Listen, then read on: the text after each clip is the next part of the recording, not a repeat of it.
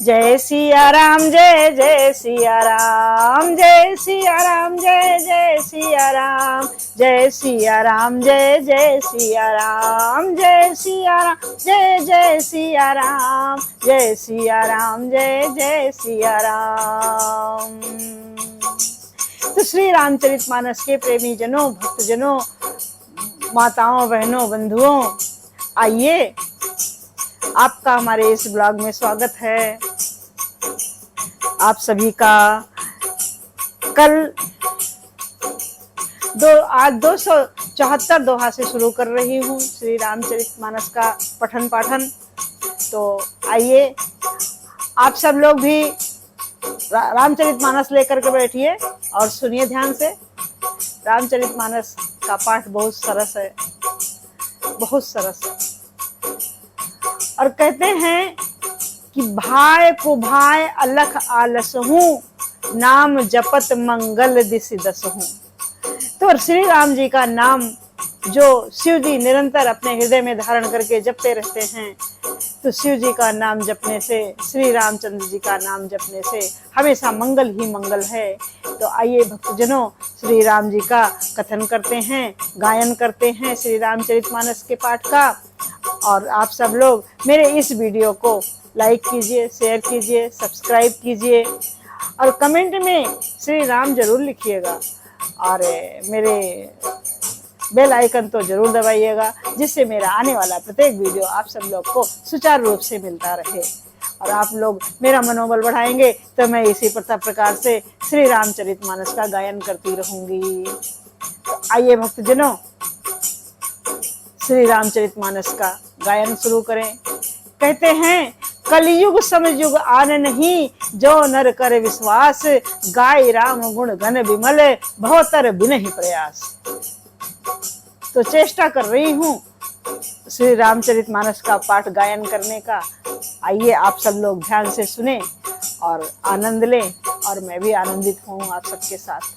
जय श्री राम, जय सिया राम, जय जय सिया राम, जय सिया राम, जय जय सिया राम, जय राम, जय राम, जय जय राम, जय सिया राम, जय जय सिया राम, जय सिया राम, जय जय सिया राम। दोहा 274, अयोध्या कांड। प्रेम मगन ते समय सब, सुनियावत मिथिलेश, सहित सभा संभ्रम उठ ओ रघुकुल कमल दिनेश। उस समय सब लोग प्रेम में मग्न हैं। इतने में ही मिथिलापति जानकी जी को आते हुए सुनकर, जनक जी को आते हुए सुनकर, सूर्य कुल रूपी कमल के सूर्य श्री रामचंद्र जी सभा सहित आदर पूर्वक जल्दी से उठ खड़े हुए हैं। भाई सजीव गुरपुर जन साथा, आगे गवन कीन रघुनाथा, गिरवर देख जनक पति जबहि, कर प्रणाम रथ त्याग्यो तबहि। भाई मंत्री गुरु और पूर्ववासियों को साथ लेकर श्री रघुनाथ जी आगे जनक जी की अगवानी में चले। जनक जी ने जो ही पर्वत श्रेष्ठ कामदनाथ को देखा, त्यों ही प्रणाम करके उन्होंने रथ छोड़ दिया और पैदल चलना शुरू कर दिया। राम दरस लाल साहु छाहु, पथ श्रम लेसु कलेस न काहू, मन जहाँ तहाँ रघुबर बैदेहि, बिनु मन तन दुख सुख सुधि केहि। श्री रामचंद्र जी के दर्शन की लालसा और उत्साह के कारण किसी को रास्ते की थकावट और क्लेश जरा भी नहीं है। मन तो वहाँ है जहाँ श्री राम और जानकी जी हैं। बिना मन के शरीर के दुख सुख की सुधि किसी किसको होगी। आवत जनक चले यही भांति, सहित समाज प्रेम मति पामाती। आए निकट देख अनुरागे, सादर मिलन परस्पर लागे। जनक जी इस प्रकार चले आ रहे हैं, समाज सहित उनकी बुद्धि प्रेम में मतवाली हो रही है। निकट आए देखकर सब प्रेम में भर गए हैं और आदर पूर्वक आपस में मिलने लगे हैं। जनक लगे जनक मुनि जन पद बंदन, ऋषि ने प्रणाम कीन रघुनंदन। भाइन सहित राम मिल राजे, चले लवाए समेत समाज ही। जनक जी और वशिष्ठ जी और अयोध्यावासी मुनियों के चरण की वंदना करने लगे और श्री रामचंद्र जी सतानंद आदि जनकपुरवासी ऋषियों को प्रणाम किया।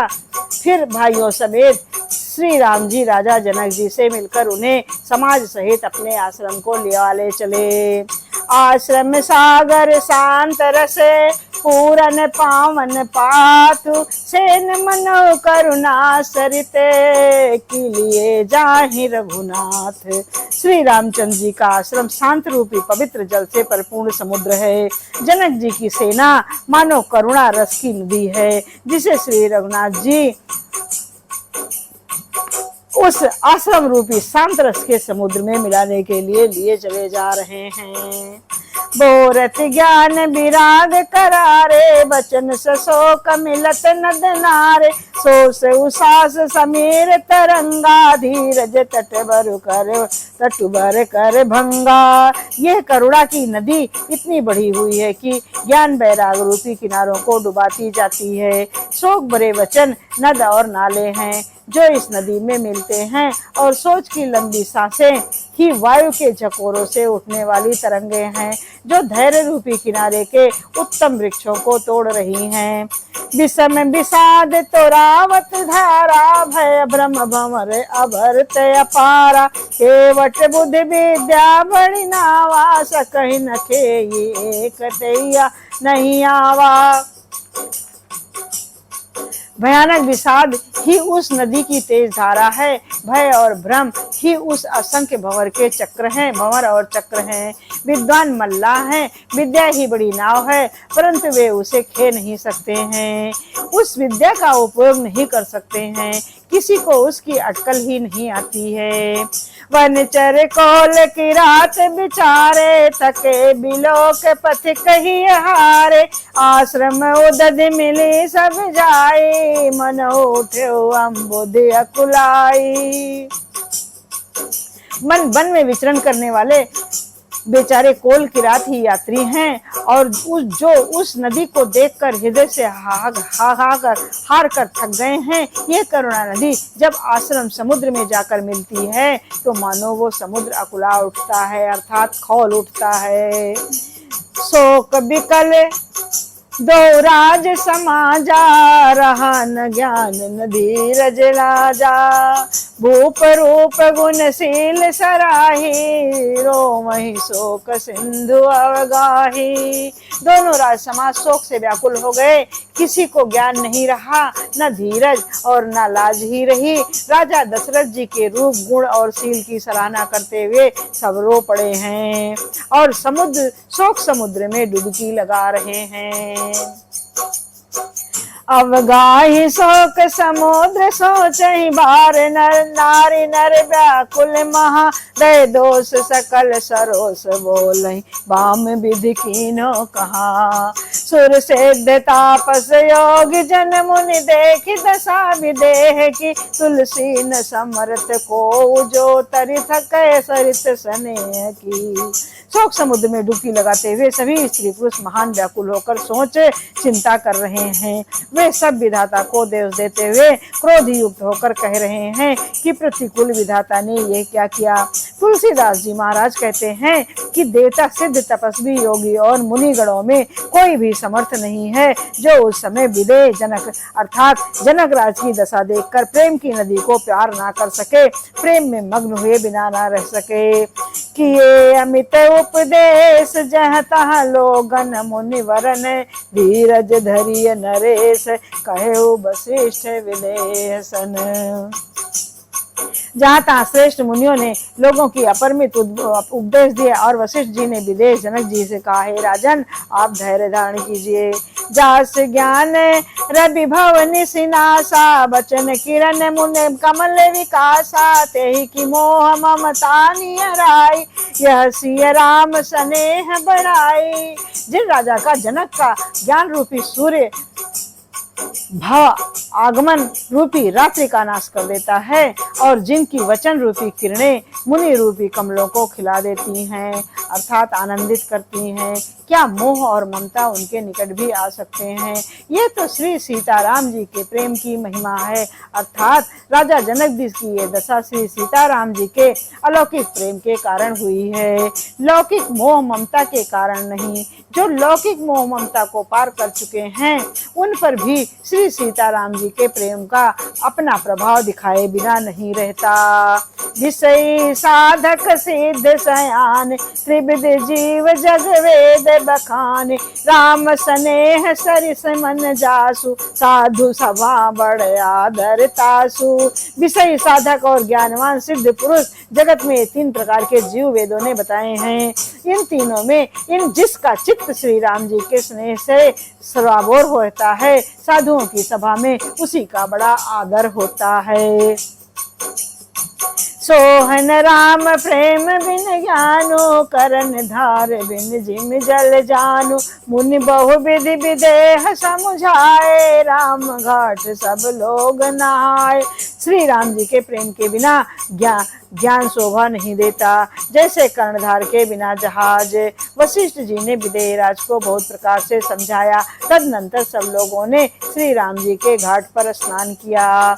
सकल लो शोक संकुल नर नारी, शोबास रुदिते बिनु बारी। पशु खग मृगन नकीन आहारु, प्रिय जन कर कौन विचारू। स्त्री पुरुष सब लोग शोक से परिपूर्ण थे। वो दिन बिना ही जल पिए ही बीत गया। भोजन की बात तो दूर रही, किसी ने जल तक नहीं पिया। पशु पक्षी और हिरणों तक ने कुछ आहार नहीं किया। तब प्रियजनों एवं कुटुंबियों को तो विचार ही क्या किया जाए। दो समाज निमराज रघुराज नहाने प्रात, बैठे सब बट बिटप तर मन मलिन कृष गात। निमराज जनक जी और रघुराज श्री रामचंद्र जी तथा दोनों ओर के समाज ने दूसरे दिन सवेरे स्नान किया और सब बड़ के वृक्ष के नीचे जा बैठे। सबके मन में उदास और शरीर दुबले हैं। चे महिषुर दशरथ पुरवासी, ते मिथिलापति नगर निवासी। हंस वंश गुरु जनक पुरोधा, जिन जगमग परमारथ शोधा। जो दशरथ जी की नगरी अयोध्या के रहने वाले हैं और जो मिथिलापति जनक के नगर के जनकपुर के रहने वाले ब्राह्मण थे तथा सूर्यवंश के गुरु वशिष्ठ जी तथा जनक जी के पुरोहित सतानंद जी, जिन्होंने सांसारिक अभ्युदय का मार्ग तथा परमार्थ का मार्ग छान डाला था। कहने लगे उपदेश अनेका, सहित धर्म नय नीति विभेद बिरति विवेका। कहो सुख कही कही कथा पुरानी, समुझायो सब सभा सुबानी। वे सब धर्म नीति वैराग्य और विवेक युक्त अनेकों उपदेश देने लगे। विश्वामित्र जी ने पुरानी कथाएं कह करके सभी सभा को सुंदर वाणी से समझाया। तब रघुनाथ कौशिक कहे, ओ नाथ काल जल बिन सब रहे। मुनि कहो चित कहत रघुराई, गयो बीत दिन पहर अढ़ाई। तब श्री रघुनाथ जी ने विश्वामित्र जी से कहा, हे नाथ, कल सब लोग बिना जल पिए ही रह गए थे, अब कुछ आहार करना चाहिए। विश्वामित्र जी ने कहा कि रघुनाथ जी उचित ही कह रहे हैं, 2.5 पहर दिन आज भी बीत गया। ऋषि रुख लख कहते रहो राजू, यहाँ उचित नहीं असनय अनाजू।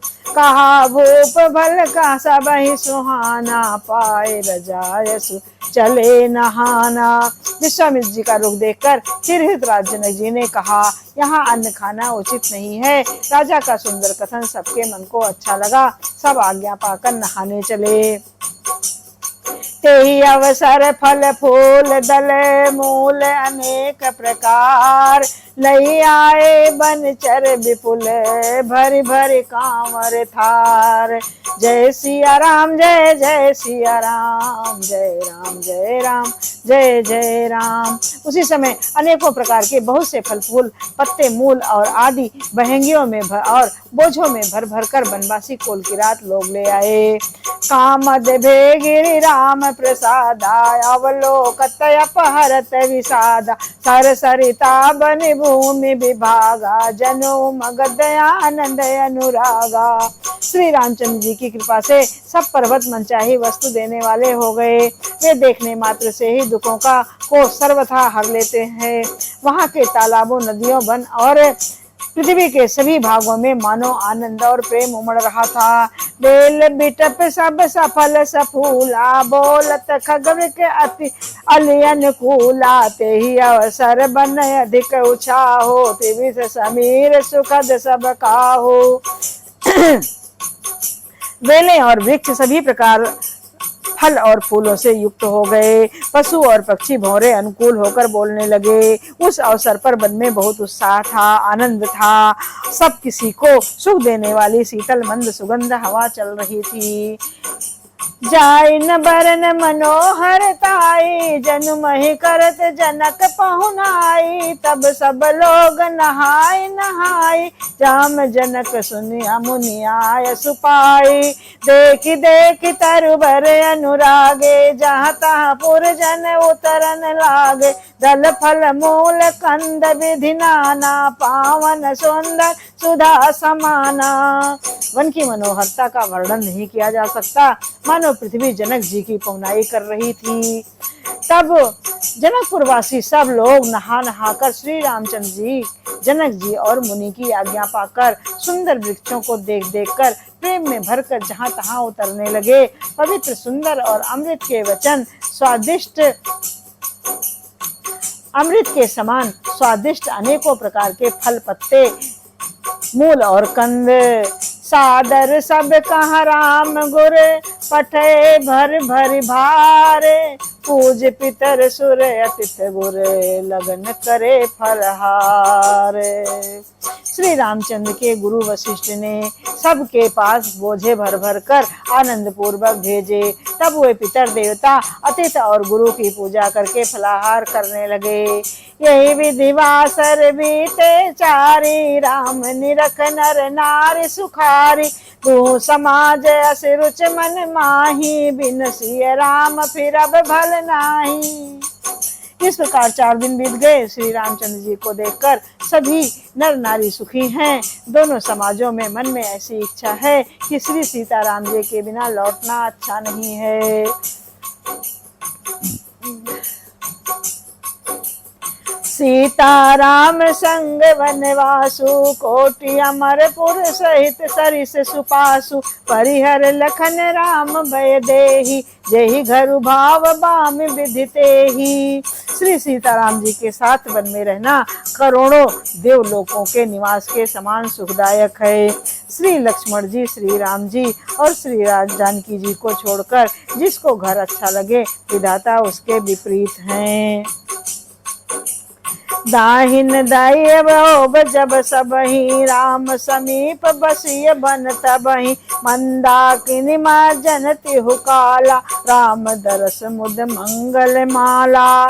जब देव सबके अनुकूल हो तभी श्री राम जी के पास वन में निवास हो सकता है। मंदाकिनी का तीनों समय का स्नान और आनंद तथा मंगलों की माला समूह रूप श्री राम का दर्शन हो सकता है। अटन राम गिरि बन तप तापस थल, असनु आमिय सम कंद मूल फल, सुख समेत संबत दुई साता, फल सम होय न जानहि जनिहि जाता। श्री राम जी के पर्वत कामदनाथ अर्थात कामदनाथ वन और तपस्वियों के स्थानों में घूमना और अमृत के समान कंदमूल फलों का भोजन 14 वर्ष सुख के साथ पल के समान हो जाएंगे, बीत जाएंगे, जाते हुए जान ही ना पड़ेंगे। यही सुख जोगन लोग सब कहाँ कहाँ अस भाग, सहज सुभाए समाज दूं राम चरण अनुराग। सब लोग कह रहे हैं कि हम इस सुख के योग्य नहीं हैं, हमारे ऐसे भाग्य कहाँ। दोनों समाजों का श्री रामचंद्र जी के चरणों में सहज स्वभाव ही प्रेम है।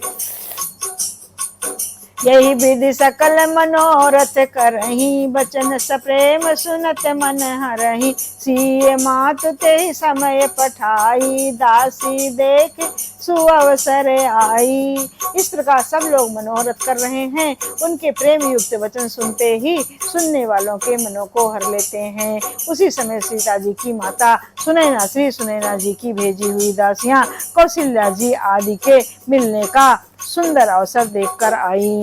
सावकाश सुन सब सिय सासु, आयो जनक राज निवासु। कौशल्या सादर सन्मानी, आसन दिए समय समयानी।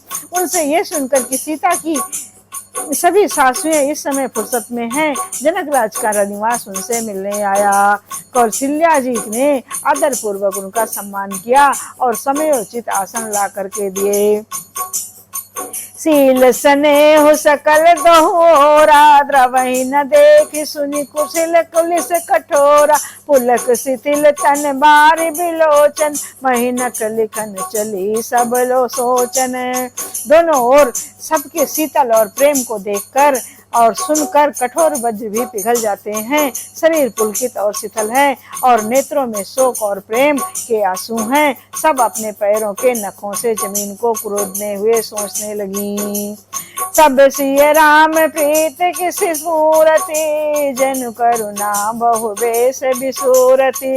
सिय मातु कहा विधि बुद्धि बाकी, जो पय फेनु पोर फबिटा की। श्री सीताराम जी के प्रेम की मूर्ति सी हैं, मानो स्वयं करुणा की बहुत वेश रूप धारण करके विसूर रही हो, दुख कर रही हो। अर्थात श्री सीता जी की माता सुनैना जी ने कहा, विधाता की बुद्धि बड़ी टेढ़ी है, जो दूध के फेन जैसी कोमल वस्तु को वज्र की टाकी से मोड़ रहा है। अर्थात जो अत्यंत कोमल और निर्दोष है, उन पर विपत्ति पर विपत्ति ढहा रहा है। सुनिए सुधा देखे अगरल, सब कर तो कराल। जहाँ तहाँ का कहो लोक बक, मानस सुकित मराल। अमृत केवल सुनने में आता है और विष जहाँ तहाँ प्रत्यक्ष देखे जाते हैं। विधाता की सभी करतूतें भयंकर हैं, जहाँ तहाँ कौवे, उल्लू और बगुले ही दिखाई देते हैं। हंस तो एक मानसरोवर में ही है।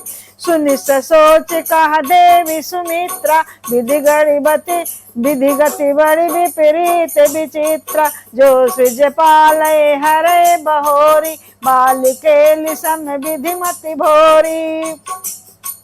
ये सुनकर देवी सुमित्रा जी शोक के साथ कहने लगी, विधाता की चाल बड़ी ही विपरीत और विचित्र है, जो सृष्टि को उत्पन्न करके पालता है और फिर नष्ट कर डालता है। विधाता की बुद्धि बालकों के खेल के समान भोली और विवेक शून्य है।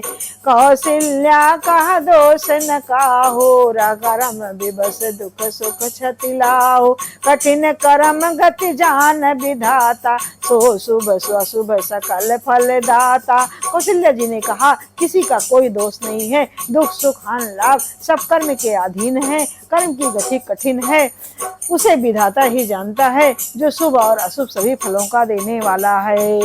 ईश्वर जाय शीश सब ही के, उत्पत्ति स्थिति लय बिसहु अमी के। देवी मोह बस सोचिए वादी, विधि प्रपंच ऐसे अचल अनादि।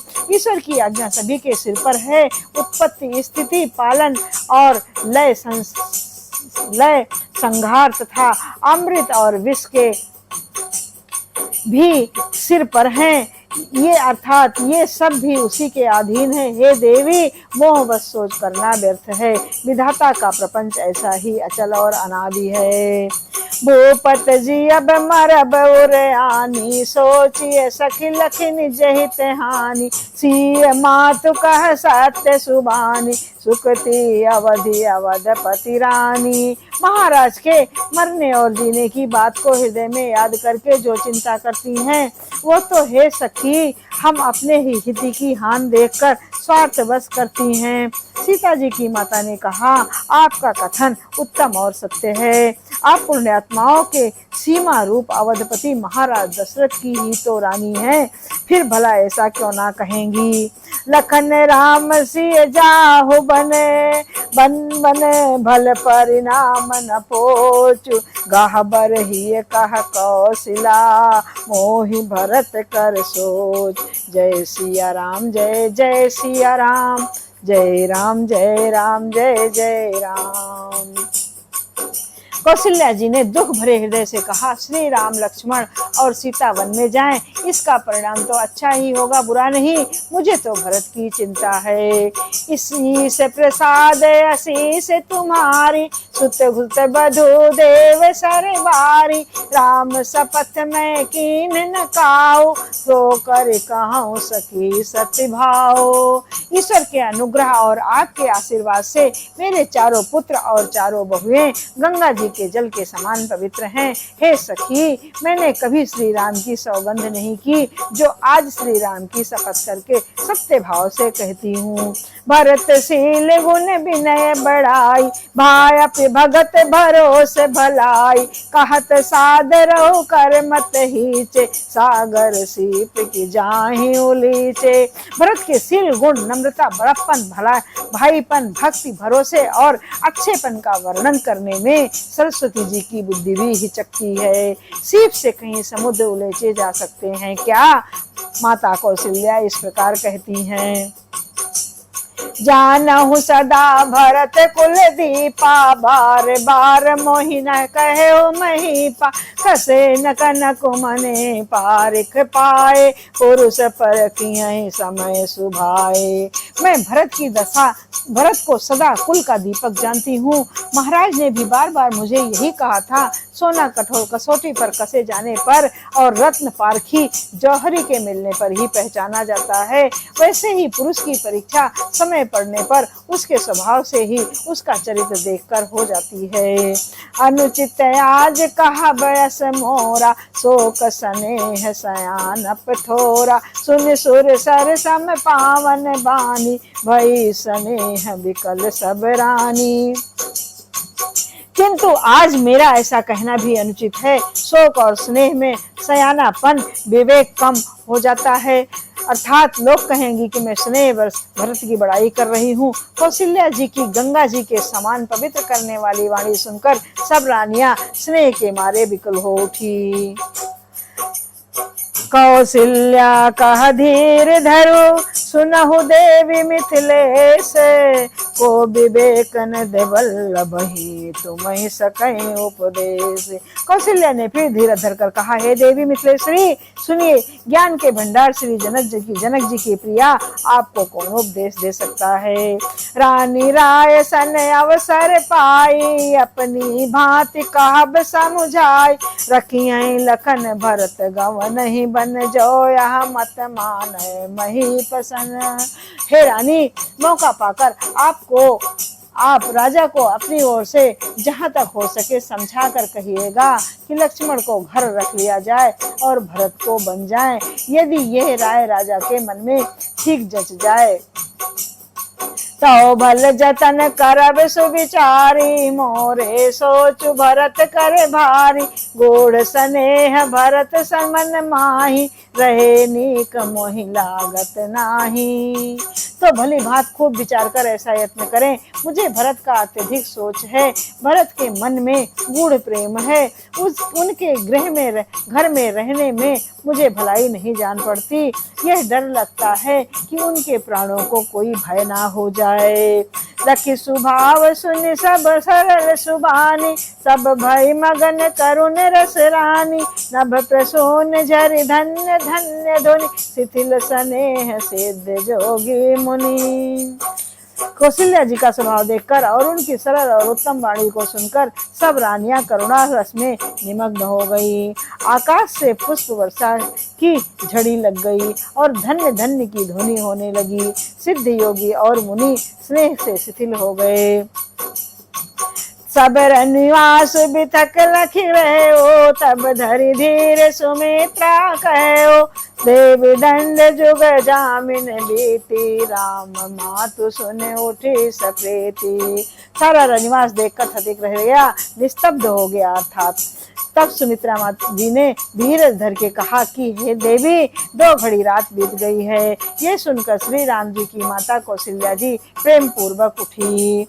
बेग पाव धारिय थलही, कहा स्नेह सति भाई, हमरे तो अब इस गते कह मिथिलेश सहाय। और प्रेम सहित सद्भाव से बोली, अब आप शीघ्र डेरे को पधारिए, हमारे तो अब इस ही गति हैं और मिथिलेश्वर जानकी जी सहायक हैं, जनक जी सहायक हैं और मिथिलेश्वर जनक जी सहायक हैं। लखि स्नेह सुनि बचन विनीता, जनक प्रिया गई पाय पुनीता, देवी उचित यस विनय तुम्हारी, दशरथ घर राम महतारी। कौशल्या जी के प्रेम को देखकर और उनके विनम्र वचनों को सुनकर जनक जी की प्रिय पत्नी ने उनके पवित्र चरण पकड़ लिए और कहा, हे देवी, आप राजा दशरथ की रानी और श्री राम जी की माता हैं, आपकी ऐसी नम्रता उचित है। प्रभु अपने नीचहु आदरही, अगिन धूम गिर सिर तनु धरही, सेवक राव करम मन बानी, सदा सहाय महेश भवानी। प्रभु अपने नीच जनों का भी आदर करते हैं, अग्नि धुएं को और पर्वत तृण घास को भी अपने सिर पर धारण करते हैं। हमारे राजा तो कर्म मन और वाणी से आपके सेवक हैं और सदा सहायक तो श्री महादेव जी पार्वती जी हैं। रौ रे अंग जोग जग को है, दीप सहायक दिन कर सोहे, राम राम जाए बिन बनु, कर सुर काजू, सका चले अवधपुर करी है राजू। आपका सहायक होने के योग्य जगत में कौन है? दीपक सूर्य की सहायता करने जाकर शोभा नहीं पा सकता है। श्री रामचंद्र जी वन में जाकर देवताओं का कार्य करके अवधपुरी में अचल राज्य करेंगे।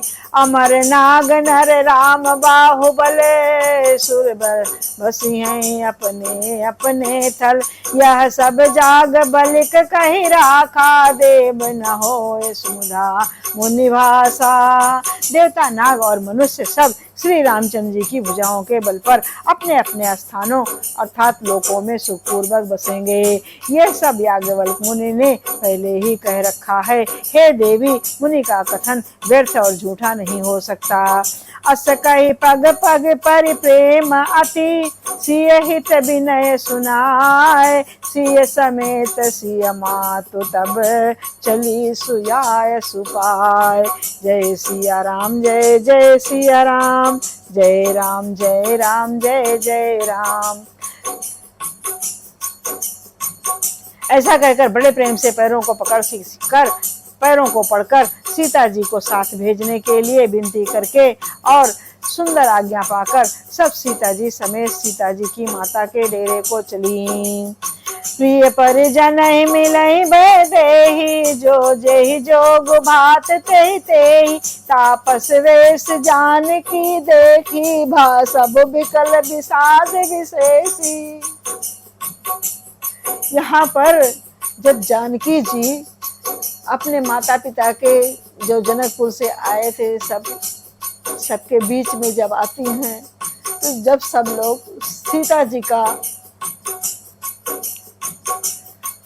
सीता जी का वेश देखती हैं तो सब लोग विकल हो जाती हैं, नर नारी माता पिता सारे। जानकी जी अपने प्यारे कुटुंबियों से जो जिस योग था उससे उसी प्रकार मिली। जानकी जी को तपस्विनी के वेश में देखकर सभी शोक से बिल्कुल व्याकुल हो गए। जनक राम गुर आयस पाई, चले थलहि सिय देखी आई, लीन लाए और जनक जान की, पाहुन पावन प्रेम पान की। एक पिता अपनी पुत्री को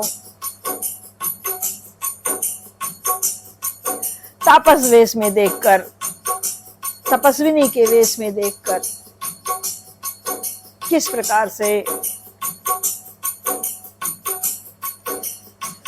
आइए देखिए। जनक जी श्री राम जी के गुरु वशिष्ठ जी की आज्ञा पार कर डेरे को चले और आकर उन्होंने सीता जी को देखा। जनक जी ने अपने पवित्र प्रेम और प्राणों की पाहुनी जानकी को हृदय से लगा लिया। अम्बुधि अनुरागी भयो जूप मनुपमनहु पयागो, सिय स्नेह बटु बाढ़त जोहा, तापर राम प्रेम शिष सोहा। उनके हृदय में वात्सल्य प्रेम का समुद्र उमड़ पड़ा। राजा का मन मानो प्रयाग हो गया हो और उस समुद्र के अंदर उन्होंने आदि शक्ति सीता जी के अलौकिक स्नेह रूपी अक्षय वट को बढ़ते हुए देखा। उस सीता जी के प्रेम रूपी वट पर श्री राम जी का प्रेम रूपी बालक बाल रूपधारी भगवान सुशोभित हो रहा है। चिरजीवी मुनि ज्ञान विकल जनु, चिरजीवी मुनि ज्ञान विकल जनु, बूढ़त चले लहे उबाल अवलंबने, मोह मगन मति नहीं विदेह विदेह की, महिमा सिय रघुबर स्नेह की। मोहम चिरजीवी मुन ज्ञान विकल जनु, बूढ़त लयो बाल अवलंबन, मोह मगन मति नहीं विदेह की, महिमा सी रघुबर स्नेह की। जनक जी का ज्ञान रूपी चिरंजीवी अर्थात मार्कंडेय मुनि व्याकुल होकर डूबते डूबते मानो उस श्री राम प्रेम रूपी बालक का सहारा पाकर बच गया। वस्तुतः ज्ञान शिरोमणि विदेह राज की बुद्धि मोह में मग्न नहीं है। यह तो श्री सीताराम जी के प्रेम की महिमा है, जिसने उन जैसे महान ज्ञानी के ज्ञान का को भी विकल कर दिया है। सिय पितु मात स्नेह बसे, विकल न सकी समारी, धरनी सुता धीरज धरे ओ, समौ सुधर्म विचारी। पिता माता के प्रेम के मारे सीता जी ऐसी विकल हो गई कि अपने को संभाल ना सकी, परंतु परम धैर्यवती पृथ्वी की कन्या सीता जी ने समय और सुंदर धर्म का विचार कर धैर्य धारण किया। तापस वेश जनक सिय देखी, भयो प्रेम परितेश विषेखी, पुत्र विभित्र पुत्र पवित्र किए कुल दोष, जस धवल जग का सबको। सीता जी को तपस्विनी के वेश में देखकर जनक जी को विशेष प्रेम और संतोष हुआ। उन्होंने कहा, बेटी तूने दोनों कुल को पवित्र कर दिए, तेरे निर्मल इससे सारा जगत उज्जवल हो रहा है, ऐसा सब लोग कोई कहते हैं। जित सुर सर की रत सर तोरी, गवन कीन विदे अंड करोरी, गंगा वन थल तीन बड़े रे, यही किए साधु समाज घने रे। तेरी कीर्त रूपी नदी देव नदी गंगा जी को भी जीत कर, जो एक ब्रह्मांड में बहती है, करोड़ों ब्रह्मांड में बह चली है। गंगा जी ने तो पृथ्वी पर 3 ही स्थानों हरिद्वार, प्रयागराज और गंगा सागर को बड़ा तीर्थ बनाया है, पर तेरी इस कीर्ति ने तो अनेकों संत समाज रूपी तीर्थ स्थान बना दिए। पितु कह सात स्नेह सुबानी, सिय सकच मन महु सन मानी, फिर पुनि पितु मातु लीन और लाई, सिखया शिष हित दीन सुहाई। पिता जनक जी ने तो स्नेह से सच्ची सुंदर वाणी कही, परंतु अपनी बड़ाई सुनकर सीता जी मानो संकोच में समा गई। पिता माता ने उन्हें फिर हृदय से लगा लिया और हित भरी सुंदर सीख और आशीष दी। कहत न सिय सकुच मन माही, यहाँ बसब जर्जनी भल नाही, लखि रुखि रान जनायो रानु, हृदय सराहत शील स्वभाव। सीता जी कुछ कहती नहीं है, परंतु मन में सकुचा रही हैं कि रात में सासुओं की सेवा छोड़कर यहाँ रहना अच्छा नहीं है। रानी सुनैना जी ने जानकी जी का रूप देखकर उनके मन की बात समझकर राजा जनक जी को जना दिया। तब दोनों अपने हृदयों में सीता जी के शील और स्वभाव की सराहना करने लगे। बार बार मिल भेंट सिए विदा कीन सन्मान, कही समय सिर भरत गति रानी सुबानी सयानी। राजा रानी ने बार बार मिलकर और हृदय से लगाकर तथा सम्मान करके सीता जी को विदा किया। चतुर रानी ने समय पाकर राजा से सुंदर वाणी में भरत की दशा का वर्णन किया। सुन भूपाल भरत व्यवहारु, सोन सुगंध सुधा शशि सारु, मूंदे सजल नयन पुलकेतन, सहज सराहन लगे मुदित मन। सोने में सुगंध अर्थात समुद्र से निकली हुई सुधा में चंद्रमा के सार अमृत के समान भरत जी का व्यवहार सुनकर राजा ने प्रेम विवल होकर अपने प्रेमाश्रुओं के जल से नेत्रों को मूंद लिया। अर्थात वे भरत जी के प्रेम में मानो ध्यानस्थ हो गए। वे शरीर से पुलकित हो गए और मन में आनंदित होकर भरत जी के सुंदर यश की सराहना करने लगे। सावधान सुन सुमुख सुलोचन, भरत कथा भव बंध विमोचन, धर्मराज नय ब्रह्म विचारु, यहाँ जथा मत मोर प्रचारु। वे बोले, हे सुमुखी हे सुनैनी, सावधान होकर सुनो। भरत जी की कथा संसार के बंधन से छुड़ाने वाली है। धर्म, राजनीति और ब्रह्म विचार, इन तीनों विषयों में अपनी बुद्धि के अनुसार मेरी थोड़ी बहुत गति है, अर्थात इनके संबंध में कोई कुछ नहीं जानता हूँ। सोमति मोर भगत महिमाही, कहे काह छल छुअत के छाई, विधि गणपति पति से शिव सारद, कवि को विद बुद्धि बोध विशारद। वो धर्म, राजनीति और ब्रह्म ज्ञान में प्रवेश रखने वाली मेरी बुद्धि भरत की महिमा का वर्णन तो क्या करे, छल करके भी उसकी छाया तक नहीं छू पाती। ब्रह्मा जी, गणेश जी, शेष जी, महादेव जी, सरस्वती जी, कवि, ज्ञानी, पंडित और बुद्धिमान भरत चरित कीरत कर टोते, धर्मशील गुण विमल विभूति, समुझत सुनत सुखद सब काहू, सुच सुर सर सोच निदर सुहाओ। सब किसी को भरत जी के चरित्र, कीर्ति, करनी, धर्म, शील, गुण और निर्मल ऐसे ऐश्वर्य समझने में और सुनने में सुख देने वाले हैं, और पवित्रता में गंगा जी का तथा स्वाद मधुरता में अमृत का भी तिरस्कार करने वाले हैं भरत जी के चरित्र। इस प्रकार से राजा जनक जी कहते हैं, निरवधि गुण निरुपम पुरुष, भरत भरत समझान, कहिए सुमेर के शेर सम, कवि कुल मत सकुचानी। भरत जी असीम गुण संपन्न और उपमा रहित पुरुष हैं। भरत जी के समान बस भरत जी ही हैं, ऐसा जानो। सुमेर पर्वत को क्या शेर के बराबर कह सकते हैं, इसलिए अर्थात उन्हें किसी पुरुष के साथ उपमा देने में कभी समाज की बुद्धि भी सकुचा गई। अगम सबहि बरनत बर वरनी, जिम जलहीन बीन गम धरनी, भरत अमित महिमा सुन रानी, जानहि राम न सकहि बखानी। हे श्रेष्ठ वर्ण वाली, भरत जी की महिमा का वर्णन करना सभी के लिए वैसे ही अगम है जैसे जल रहित पृथ्वी पर मछली का चलना। हे रानी सुनो, भरत जी की अपरिमित महिमा को एक श्री रामचंद्र जी ही जानते हैं, किंतु वे भी उनका वर्णन नहीं कर सकते। वरन सप्रेम भरत अनुभाव, जियति की रुचि लखरा कहराओ, बहुर नखन भरत बन जाहि, सब कर भल सबके मन माही। इस प्रकार प्रेम पूर्वक भरत जी के प्रभाव का वर्णन करके फिर पत्नी के मन की रुचि जानकर राजा ने कहा, लक्ष्मण जी लौट जाएं और भरत जी को बन जाएं, इसमें भी सभी का भला है और यही सबके मन में है। देवी परंतु भरत रघुवर की प्रीत प्रतीत ना जाए नहीं तरे की, भरत अवध स्नेह ममता की, जद्यप राम सीम समता की। परंतु हे देवी, भरत जी और श्री रामचंद्र जी का प्रेम और एक दूसरे पर विश्वास है, बुद्धि और विचार की सीमा में नहीं आ सकता है।